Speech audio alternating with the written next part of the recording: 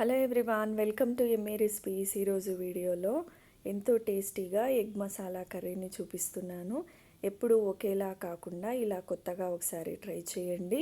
Taste అయితే చాలా బాగుంటుంది. ఈ కర్రీ రైస్, రోటీ, పులావ్లోకి కూడా బాగుంటుంది.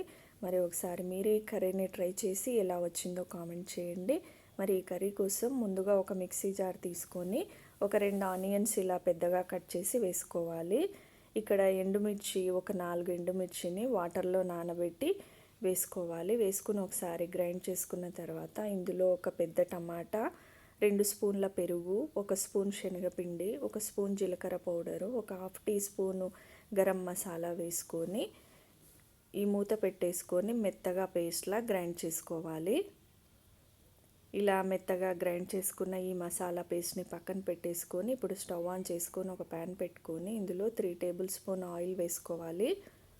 ఆయిల్ కొంచెం వేగిన తర్వాత ఈ మసాలా దినుసులు వేసుకోవాలి. షాజీరా, చెక్క, లవంగ, ఇలాచి, ఒక బిర్యానీ ఆకు వేసుకొని కొంచెం వేగిన తర్వాత సన్నగా కట్ చేసుకున్న ఆనియన్స్ కూడా వేసుకొని మంచిగా ఆయిల్లో గోల్డెన్ కలర్ వచ్చేంత వరకు ఫ్రై చేసుకున్న తర్వాత ఇందులోనే 1 స్పూన్ అల్లం వెల్లుల్లి పేస్ట్ కూడా వేసుకొని ఫ్రై చేసుకోవాలి. ఇప్పుడు ఇందులో మనం గ్రైండ్ చేసుకున్న మసాలా పేస్ట్ అంతా కూడా వేసేసుకొని ఒకసారి అంతా కూడా కలుపుకొని ఇప్పుడు ఇందులో పసుపు, తగినంత కారం, 1 స్పూన్ ధనియాల పొడి వేసుకొని ఒకసారి అంతా కూడా కలుపుకోవాలి. ఇలా కలుపుకున్న తర్వాత ఈ మసాలా కొంచెం మాడకుండా ఉండడం కోసం కింద కొన్ని వాటర్ యాడ్ చేసేసుకొని మరొకసారి కలుపుకొని మూత పెట్టేసుకొని ఈ గ్రేవీని అంతా ఆయిల్లో మంచిగా వేగనివ్వాలి.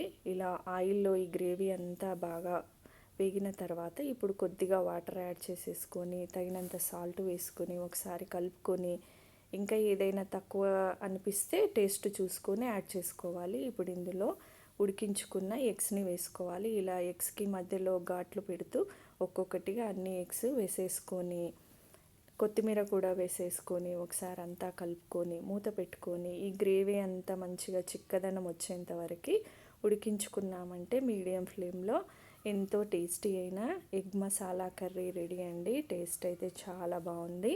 ఒకసారి ట్రై చేయండి. మీరు ఈ ఎగ్ మసాలా కర్రీ తిన్నారంటే చేపల పులుసు తిన్నంత టేస్టీగా ఉందన్నమాట. ఒకసారి ట్రై చేయండి. మరి ఎలా వచ్చిందో కామెంట్ చేయండి. వీడియో కనుక నచ్చినట్టయితే ప్లీజ్ లైక్ చేయండి, షేర్ చేయండి, సబ్స్క్రైబ్ చేసుకోండి. Thank you for watching.